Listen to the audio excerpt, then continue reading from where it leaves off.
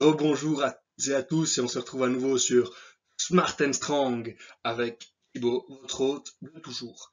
Alors aujourd'hui on se retrouve pour une vidéo qui sera un petit peu différente. Comme tu peux le voir, je suis en bas à droite de l'écran et c'est parce que je pensais que cette vidéo avait vraiment besoin d'un support et que ce serait beaucoup plus facile, tant pour moi que de te faire passer le message que pour toi pour le comprendre.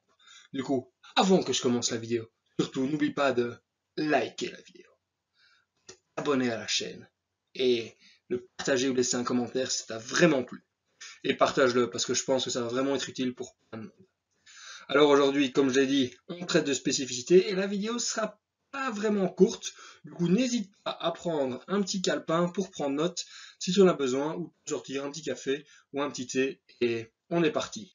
Et qu'est-ce qu'on retrouve aujourd'hui à ce croustillant menu? On va parler de qu'est-ce que c'est que la spécificité, on va parler du contexte dans lequel ça s'inscrit notamment au niveau de la force, parce qu'on rappelle-toi, on est sur Smart and Strong, du coup on veut être fort. Ensuite, on va parler d'hyperspécificité, on va parler du développement des qualités physiques et de la place de la spécificité là-dedans. Ensuite, je t'expliquerai comment on peut appliquer ce principe en périodisation. Et enfin, qu'est-ce que tu pourras retenir de cette vidéo? Allez, on est parti. La spécificité, qu'est-ce que c'est? Alors, il faut comprendre que c'est à la base de toute tâche sportive. Sans spécificité, il n'y a pas de geste sportif, il n'y a même pas le sport. Du coup, ça va dépendre vraiment de tes objectifs et de ce que le sport a besoin que tu réalises comme tâche sportive. Alors, être spécifique, qu'est-ce que c'est? C'est réaliser la même chose à l'entraînement que ce que tu vas réaliser en compétition. Du coup, tu vas te servir de la même vitesse de mouvement, la même position de ton corps par rapport à l'objet, la même intensité, même nombre de répétitions, la même durée d'effort, l'équipement que tu vas utiliser. Il y a plein de facteurs qui vont entrer en compte pour déterminer ce que c'est que la spécificité. Alors, tu peux le voir ici, sur ce graphique, c'est que la spécificité englobe en fait tous les autres principes d'entraînement. Sans spécificité, on ne peut rien construire, on ne peut pas avoir de programme d'entraînement, il n'y a rien. Et enfin, il faut comprendre que la spécificité, elle va à l'opposé de la variation. La spécificité, tu le verras un peu plus tard, elle induit une spécialisation, tandis que la variation, elle induit le contraire d'une spécialisation. Pour comprendre le principe de spécificité, il faut qu'on passe un petit peu par le principe d'adaptation dirigée. L'adaptation dirigée, qu'est-ce que c'est? C'est le principe qui veut que pour devenir meilleur à quelque chose, il faut pratiquer ce quelque chose. Du coup, si tu veux être meilleur pour courir le 100 mètres, qu'est-ce que tu vas faire? Tu vas courir le 100 mètres à l'entraînement le plus rapidement possible. Si tu veux lancer le poids le plus loin possible en compétition, tu vas t'entraîner à lancer le poids le plus loin possible à l'entraînement. Alors, dans le cadre de la force, on va surtout parler de deux sports, on va parler de l'haltérophilie et du powerlifting. En haltérophilie, c'est une combinaison de deux mouvements, l'arraché et le clean and jerk, enfin l'arraché et l'épaulé jeté ou le snatch et le clean and jerk. Et dans chacun de ces deux mouvements-là, tu vas avoir 3 essais pour soulever la charge maximale. Et du coup, à l'entraînement, si tu veux être le plus spécifique possible, tu vas t'échauffer et puis tu vas donner 3 essais pour soulever la charge maximale que tu peux. En powerlifting, ce serait la même chose. Du coup en squat, en bench, en deadlift. Mais tu te rends bien compte que vouloir s'entraîner tout le temps comme ça, c'est peut-être pas top. Tu as peut-être déjà essayé et ton expérience n'a peut-être pas été très convaincante. Et on y passera un petit peu, on y viendra là-dessus un petit peu plus tard et on t'expliquera pourquoi.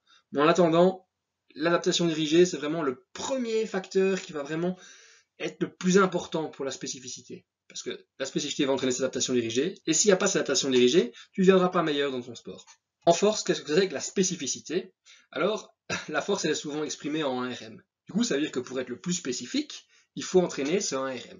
Alors, tu vas utiliser des hauts pourcentages, peu de répétitions, et il faut savoir qu'être fort de manière générale, donc si tu es fort aux travaux de la ferme pour soulever un caillou, pour balancer des ballots au-dessus de ta tête, il y a quand même pas mal de chances pour que tu sois relativement fort lorsqu'on te donnera un équipement solarisé comme une barre et des poids. Alors, il y a aussi une chose qu'il faut savoir, c'est peut-être pas lié intrinsèquement à l'expression du 1RM, mais en tout cas, ça va l'aider, c'est que la force, elle est aussi hypertrophie dépendante. Ça veut dire que plus tu pourras t'entraîner en hypertrophie, plus il y a de chances que tu puisses développer de force, parce que plus de muscles et plus de tissus contractiles qui pourraient donc augmenter ta production de force. Ici, tu peux voir un petit schéma que j'ai gentiment réalisé, et ça, c'est la progression qu'on va retrouver au cours d'un macrocycle, d'un cycle d'entraînement classique en force. Du coup, on part d'une phase qui est plutôt générale, où on va faire de l'hypertrophie et un peu de travail de work capacity, même si ça, je l'ai jamais vu dans un entraînement de powerlifter, en tout cas de ceux qui se disent powerlifter. Ensuite, on va avoir une phase qui sera un peu plus spécifique, qui s'oriente un peu plus force générale. Et enfin, on va avoir une phase ultra spécifique où là, on va parler de force max. Et on va essayer d'améliorer un maximum l'efficacité technique. Dans quel contexte ça s'inscrit ce principe de spécificité? Ça va être, plus on va être proche d'une compétition, plus la spécificité sera importante. Tu ne vas pas t'entraîner de la même manière si tu es à 4 semaines d'une échéance ou à 20 semaines. Si tu as 4 semaines, tu vas avoir tout intérêt de le plus spécifique possible pour te préparer au mieux de ta compétition. Ça va dépendre de l'objectif de cette compétition. Ensuite, si tu es à 20 semaines, ben, comme tu as plus de temps pour te préparer, il serait peut-être intéressant de développer d'autres qualités physiques dans un premier temps pour maximiser tes chances de développer un maximum de force à ce moment-là. Ensuite, il faut savoir que plus ton âge avance, plus tu auras un âge avancé, moins tu auras de temps pour atteindre ce qu'on appelle ton pic de performance. Et du coup, on va essayer d'être le plus spécifique le plus tôt possible, à ce moment-là, quand tu es plus âgé, pour te rapprocher un maximum de ce pic de performance, donc de ne pas perdre trop de temps. Ensuite, il faut savoir qu'une carrière sportive plus avancée va aussi nécessiter plus de spécificité. En fait, ça va demander de plus en plus d'efforts que pour provoquer une adaptation. Je t'expliquerai un petit peu plus tard pourquoi. Ensuite, a priori, si tu t'es bien développé durant les premières années, tu as une base générale qui est largement suffisante et durant laquelle tu n'as plus trop besoin de travailler ces qualités physiques globales et donc tu peux t'orienter vers plus de spécificité. Et enfin, en général, comme les athlètes plus expérimentés sont aussi plus âgés, ils sont aussi plus proches de leur pic de performance et donc ils ont peut-être plus intérêt à passer plus de temps à être spécifiques. Alors typiquement, en force, ce qu'on retrouve avec beaucoup de powerlifters élites, c'est qu'ils travaillent via des singles lourds pour garder un peu cet aspect spécifique parce que certains estiment que s'ils restent relativement longtemps loin de poids lourds, de haut pourcentage, ils perdent cette capacité à supporter ces hauts pourcentages. Et du coup, quand ils repassent en force après, ce sont beaucoup plus faibles. Et du coup, ça, c'est une manière un petit peu qui dépend des gens, mais qui permet de garder pas mal de spécificité durant l'entraînement. Et voilà, ça ce sont un peu tous les cas qui vont t'inciter à avoir plus de spécificité dans ton entraînement. Mais tu verras que plus de spécificité n'est pas toujours une bonne chose. Prenons par exemple les Bulgares. Parce que je ne sais pas si tu es au courant, mais ce sont les Bulgares qui ont dominé l'haltérophilie sur le quatrième quart de siècle du siècle dernier. Et ils avaient une méthode très particulière. Alors, ils s'entraînaient 3 fois par jour, des sessions qui duraient 45 à 1 heure, parfois un petit peu plus, et durant laquelle ils maxaient sur les mouvements d'arraché, de clean and jerk et le squat. Et ils faisaient ça 6 à 7 jours par semaine. Alors, ces messieurs avaient très bien compris que la spécificité était très importante dans un programme. C'est pourquoi ils ne réalisaient que 4 voire 5 mouvements. Du coup, des front squats, parce que c'est très spécifique. Le back squat, un petit peu moins spécifique, mais on avait un petit peu quand même. Puis c'était du snatch et du clean and jerk, et parfois un petit peu de tirage. Et il faut dire que ça a fonctionné. Ils ont produit de très nombreux champions du monde et des champions olympiques. Enfin, à voir, il y avait d'autres problèmes aussi. Par exemple, il n'y avait pas de périodisation, pas de programmation. Ce qui voulait dire qu'il n'y avait pas de gestion de la fatigue. Et du coup, comment ces gens-là récupéraient? Ils utilisaient massivement ce qu'on appelle des produits anabolisants. Et du coup, ce qui a fait qu'ils ont été bannis, non pas des champions du monde, mais des Jeux olympiques aussi pendant de nombreuses années. Et ça, comme quoi la spécificité seule ne fonctionne pas. Et c'est d'ailleurs deux anecdotes très intéressantes, c'est que si tu as l'occasion, tu peux aller écouter Max Aita de Juggernaut Training System, qui a fait une très jolie critique de la méthode bulgare, dans laquelle il explique que le premier jour, les athlètes premier jour du cycle d'entraînement, ils prenaient une pilule. Le deuxième jour, ils prenaient 2 pilules. Le troisième jour, c'était 3 pilules. Et ainsi de suite. Tu te rends bien compte que l'usage des produits était vraiment c'était la panachée, et que du coup, si toi tu ne prends pas ce genre de choses, ça ne pourra absolument pas produire les mêmes résultats, et de toute façon, c'est illégal, du coup, ne te dope pas. Et enfin, lors du stage de WF que j'ai fait l'été dernier, un des officiels européens a dit il n'y avait pas de méthode bulgare, juste des anabolisants. Et c'est vrai que quand on étudie cette méthode, on se rend bien compte que le fait de maxer tout le temps, ça ne fonctionne pour personne, parce que le volume est trop bas, que l'intensité est beaucoup trop haute, que ça induit beaucoup trop de fatigue, le risque de blessure est énorme. Et du coup, si on n'a pas cette petite pilule magique, c'est très compliqué de tenir ce genre d'effort. Du coup, l'hyperspécificité, c'est pas une bonne chose.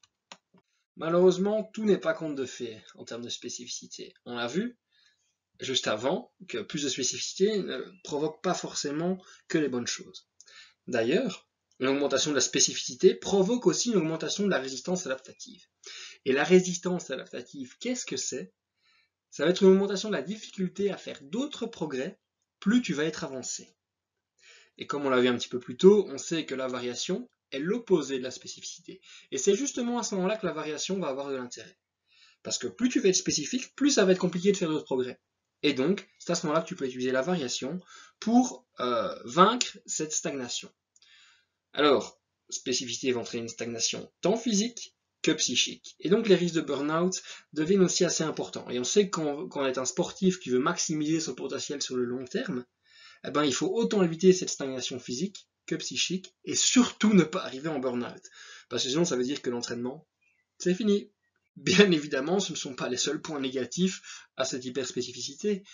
Parce que cette hyperspécificité, elle va entraîner une hyperspécialisation.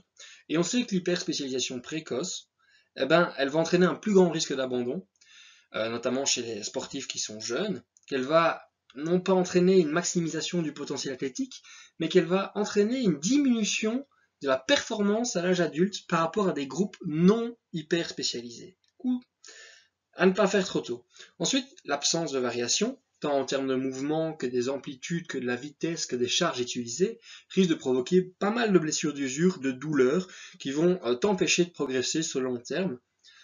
Enfin, un haut niveau de spécificité induit aussi énormément de fatigue, enfin, surtout en sport de force. Si tu es tout le temps à t'entraîner avec des 1, 2, 3 RM, ou même si tu fais du sprint ou de la course et que tu t'entraînes toujours à des intensités quasi maximales, ça va entraîner énormément de fatigue.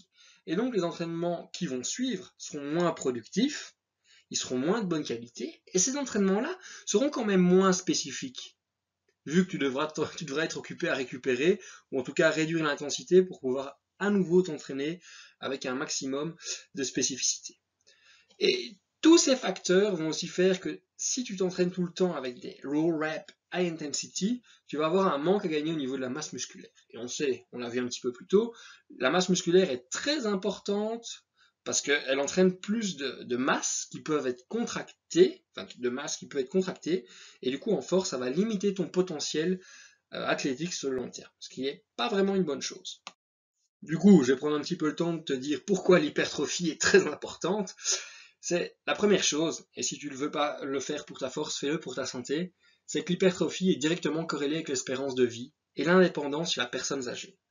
Plus elle va pouvoir maintenir de masse musculaire, plus elle maintiendra de force et d'indépendance. Et la longévité, on sera donc impacté de manière très positive. Ensuite, on sait que la force, elle dépend des adaptations neurales, mais également de l'hypertrophie. Et du coup, autant la travailler. Alors, il faut aussi savoir, et ça j'en ai parlé dans un podcast avec Morgane, que je mettrai bien évidemment en description, c'est que plus un athlète est avancé, moins il va avoir d'adaptation neurale à faire. En effet, il a déjà bien progressé, la technique était au maximum, il ne peut pas beaucoup gagner au niveau contraction maximale volontaire, et du coup, qu'est-ce qu'il peut faire? C'est maximiser son hypertrophie. Et du coup, autant la travailler à fond. Et d'ailleurs, on sait plus un athlète est musclé dans une catégorie de poids, plus il y a de chances qu'il soit parmi les plus forts, si pas le plus fort. Ensuite, plus de masse musculaire, ça veut aussi dire que tu seras plus difficile à tuer. Si on te rentre dedans, j'ai envie de dire, avec une bagnole, ou si un taureau te fonce dessus, ou que tu es dans un plein match de rugby et que quelqu'un te plaque au sol, plus de masse musculaire, ça veut dire que tu as plus de tissus qui vont protéger et pouvoir absorber le choc.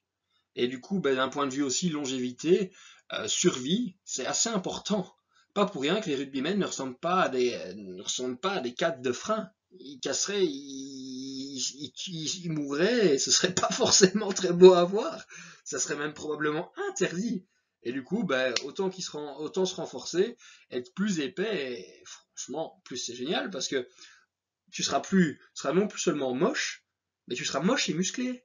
Ça, c'est génial. Donc, à défaut de pouvoir être comme moi, tu pourras au moins être un peu plus musclé. ben voilà, du coup, maximiser son hypertrophie, ça va maximiser ta performance en force. Et ça, si ça c'est pas ancré, eh ben je peux rien faire pour toi de plus, malheureusement.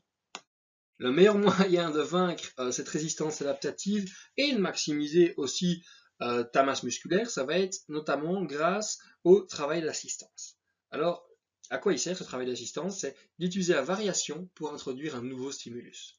Alors, ce stimulus, il pourra être là soit pour induire une réponse hypertrophique, et à ce moment-là, ce que tu veux faire, c'est maximiser le stimulus et minimiser la fatigue. Il y a ce qu'on appelle le SRA, Stimulus Recovery Adaptation, ou Stimulus to Fatigue Ratio. En fait, ce qu'on veut, c'est avoir un stimulus le plus grand possible pour une fatigue la plus petite possible. C'est-à-dire que ce ratio, ben, du coup, il sera le plus grand possible, et voilà.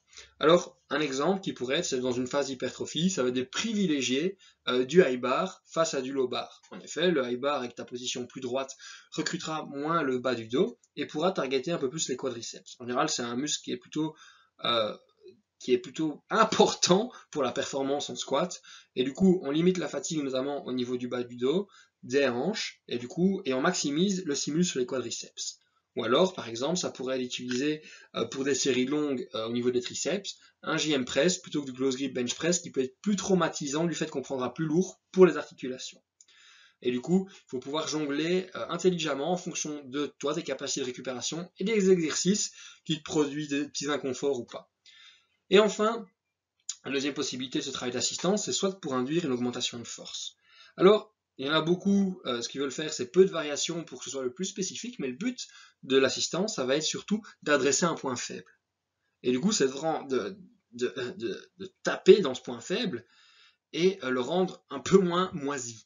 Et donc, il va aussi falloir utiliser cet SFS, ce Stimulus to Fatigue Ratio, faire en sorte qu'il soit le plus fatigable possible, qu'il soit le moins fatigant possible et qu'il soit le plus favorable, afin que ça te laisse plus d'énergie à dévouer à tes main lifts et sur ton travail qui sera un peu plus spécifique. Je pense qu'une bonne manière de visualiser la spécificité, ça va être au moyen de cette pyramide. Alors, il faut comprendre que the larger the base, the higher the pyramid. Plus large est la base, plus haute peut être la pyramide. Et la pyramide que j'aime utiliser, c'est celle qui est plutôt à gauche. C'est celle dans laquelle on peut voir que le work capacity et le fitness représentent la base de toute activité sportive, sur laquelle on va venir construire l'hypertrophie, parce des meilleures capacités cardiovasculaires vont faire que les poumons ne seront pas le facteur limitant durant cette phase d'hypertrophie, et que du coup on va pouvoir se concentrer bien plus fort sur le muscle. Ensuite, une fois qu'on aura construit ce muscle-là, on pourra se concentrer sur le rendre plus fort, et surtout bouger des gros poids, et ensuite devenir ultra spécifique et se diriger vers des 1RM.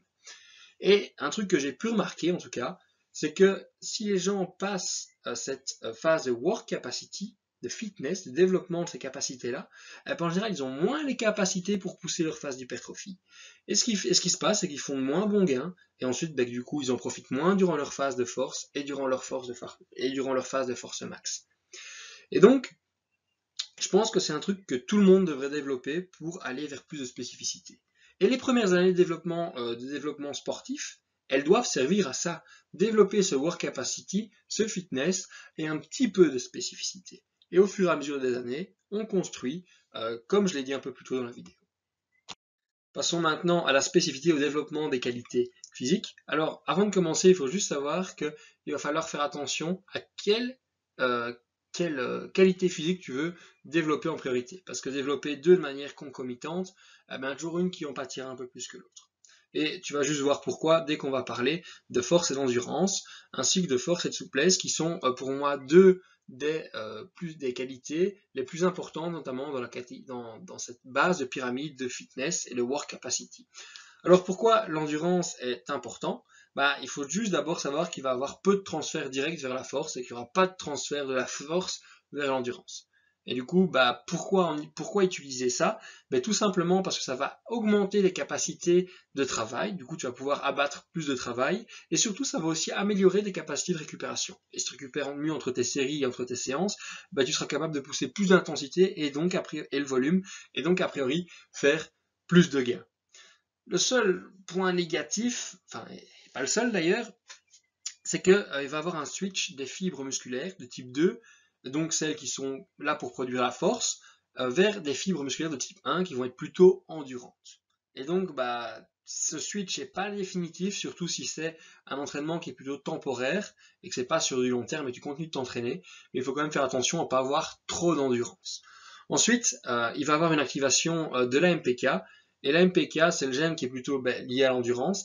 Mais cette activation de l'AMPK, elle va entraîner une down-régulation du mTOR qui lui est notamment lié à l'activation de la muscle protein synthesis et du coup qui va te permettre de récupérer une bonne fonction musculaire après l'effort et de faire des gains musculaires.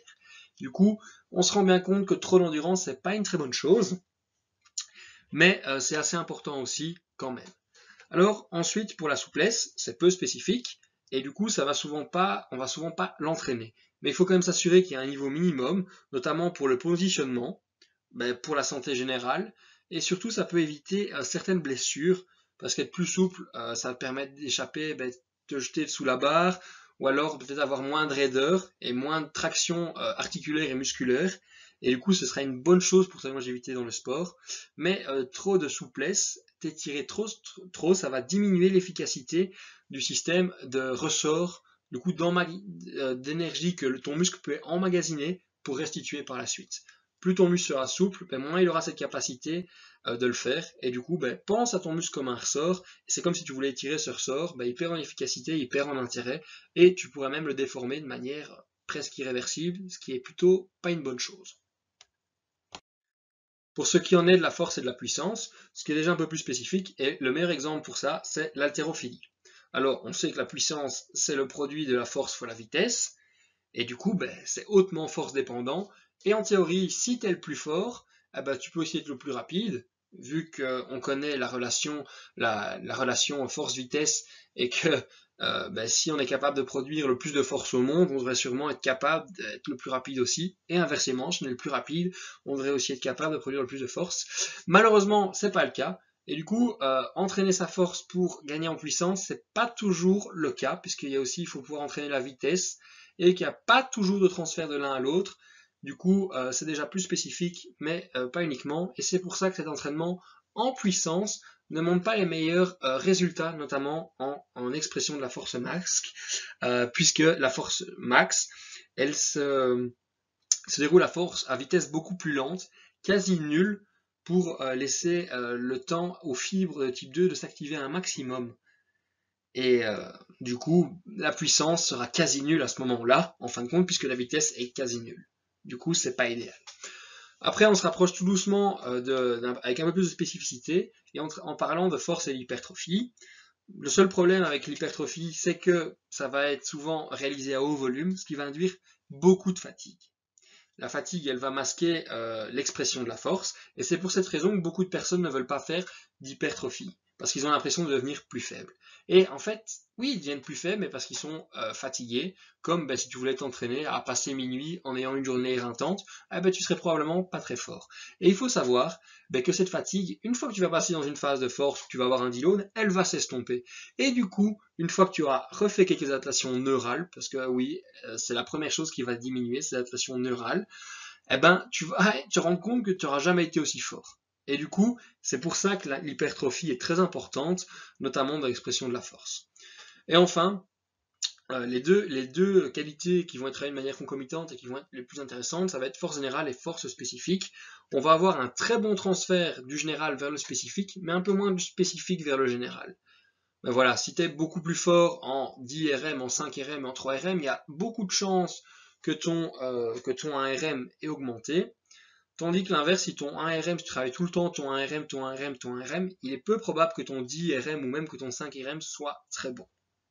Et du coup, c'est pour ça qu'on prend en général plus de temps à développer cette force générale, en tout cas dans les premières années de développement, et qu'on ne veut pas tout de suite être trop sur du spécifique avec ces 1 RM.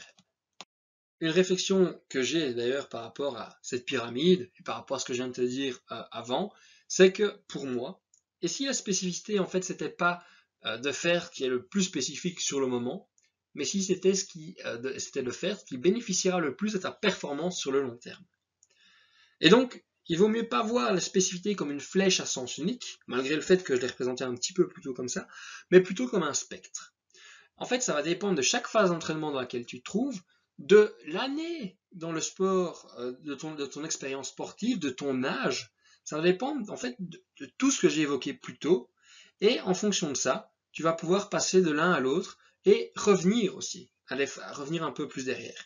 Et donc, parmi ce spectre, qu'est-ce qu'on va retrouver à la base? Les capacités cardiovasculaires. Parce qu'être en bonne santé, pouvoir monter une voie d'escalier sans être essoufflé, eh ben, si tu n'es pas capable de le faire et que tu veux soulever du poids, eh ben, il est probable que tu fasses un AVC ou que tu maximises absolument pas tes capacités, notamment via l'hypertrophie, par la suite. Et du coup, c'est pas vraiment une bonne chose.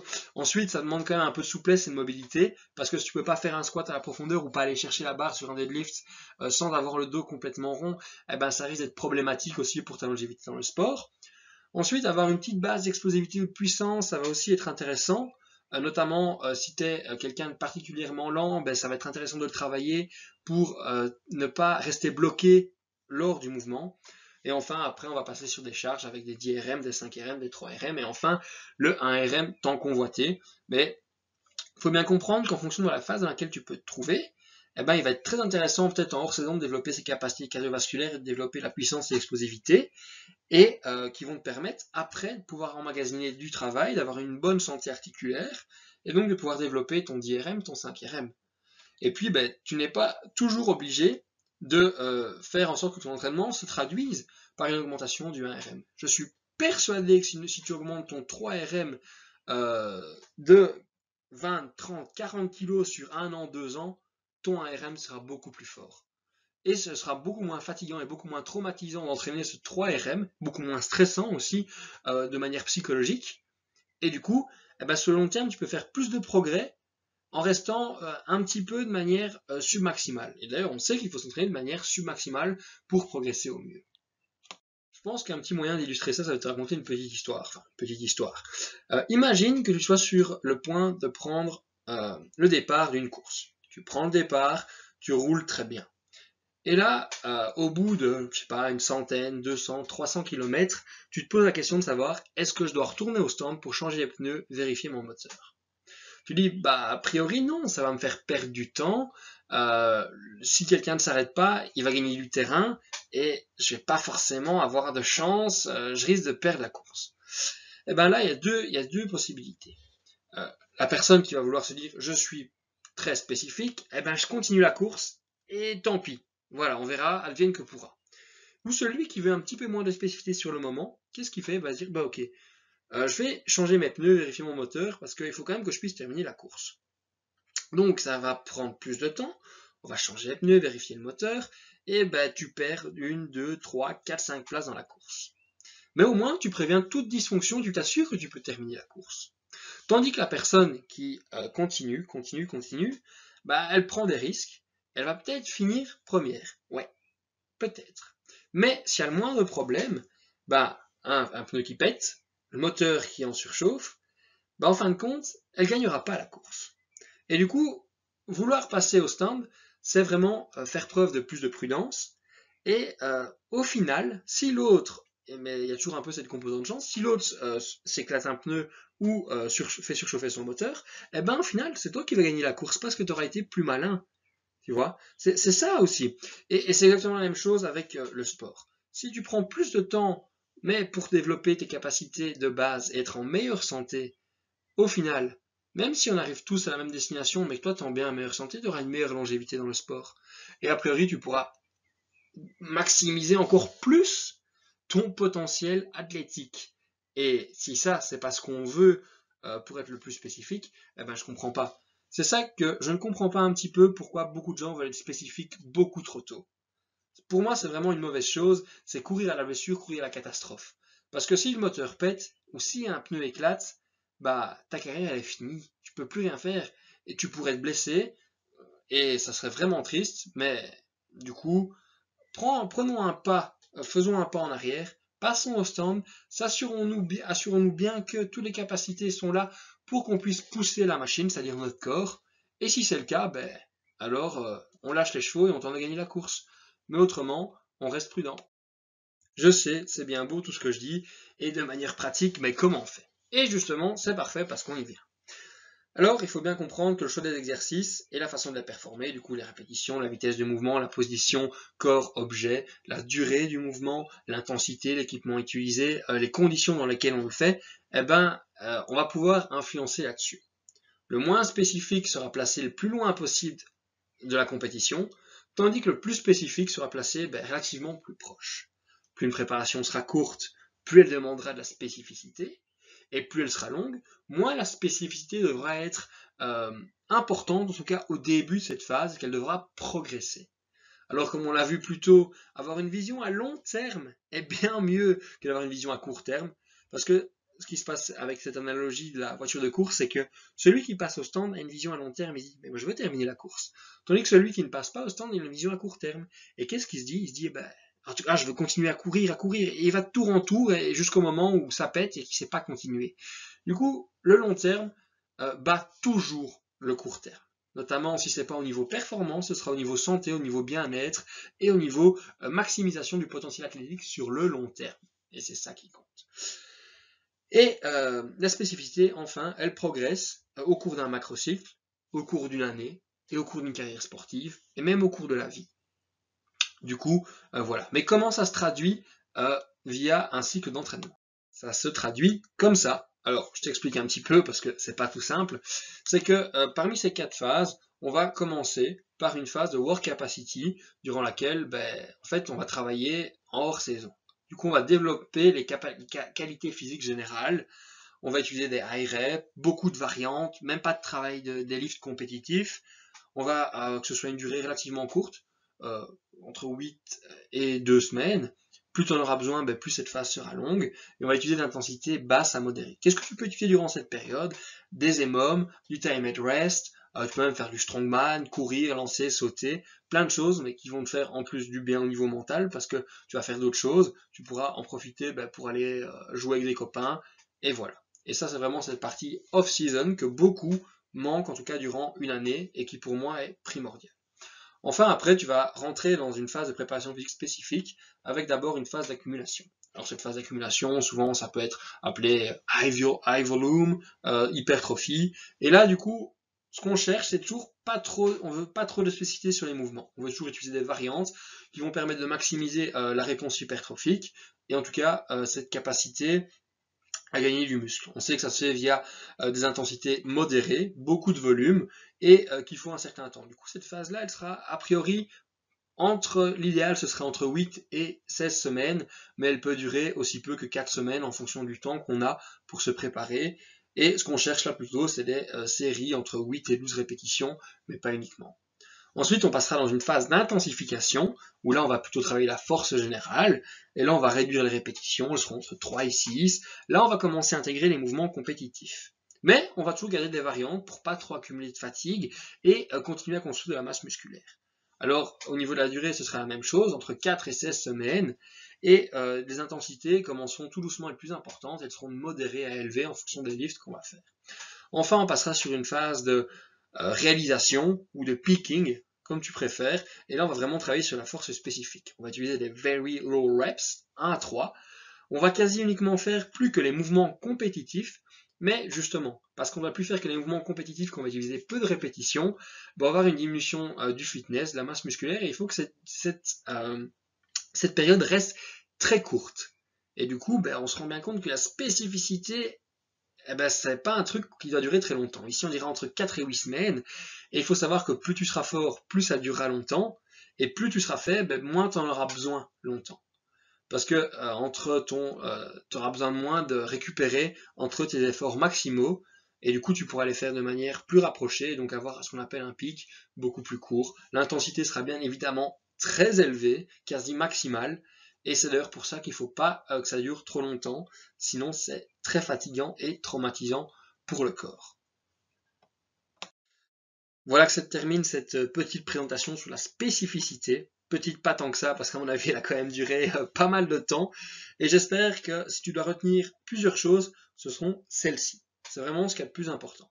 C'est que pour moi, la spécificité est un spectre et ça varie en fonction de tes objectifs. C'est pour ça d'ailleurs que j'ai commencé par cette première vidéo où on parlait de définir ses objectifs et de l'adhérence au programme. Parce que s'il n'y a pas d'objectif, comment peux-tu savoir s'il y a de la spécificité? Enfin, ensuite, il faut être de plus en plus spécifique au cours d'une prépa, d'une carrière sportive et d'une année. Ça doit s'améliorer et pas l'inverse. On ne doit pas commencer très spécifique et puis élargir. Non. On commence large et on affine, comme ça. Voilà. La spécificité va entraîner des adaptations dirigées, mais ça va aussi augmenter une augmentation de la résistance adaptative. Et c'est pour ça qu'il faut utiliser la variation pour vaincre cette résistance adaptative. Et comme tu as pu le voir vis-à-vis de ma pyramide ou de mon analogie avec la course, il vaut mieux privilégier le long terme et donc de développer une base suffisante qui va permettre de soutenir l'édifice sur lequel tu vas construire. Et du coup, le long terme bat toujours le court terme. Voilà, c'est tout pour cette présentation.